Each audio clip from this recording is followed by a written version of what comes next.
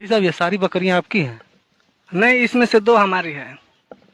अच्छा, दो कौन कौन सी? तो एक काली वाली, एक सफेद वाली। अच्छा, काली वाली सफेद वाली। क्या खाती हैं सब? कौन सी, काली वाली की सफेद वाली?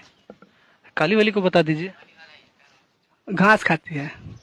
और सफेद वाली क्या खाती है? वो भी घास ही खाती है। कहाँ रखते हैं इन लोगों को?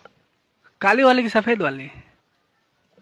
अरे भाई, सफेदे वाली बता दीजिए। उधर बाहर मड़ई है, उसी में रखते हैं। और काली वाली को कहाँ रखते हैं? उसी मड़ई में रखते हैं। अच्छा, इनको नहलाते हैं? किससे नहलाते हैं? कौन सी, काली वाली को कि सफेद वाली को? काली वाली को बता दीजिए। पानी से। और सफेद वाली को किससे नहलाते हैं? उसको भी पानी से नहलाते हैं। अरे मूर्ख कहीं का, जब दोनों को एक एक का करता है, जब काली वाली सफेद वाली, काली वाली सफेद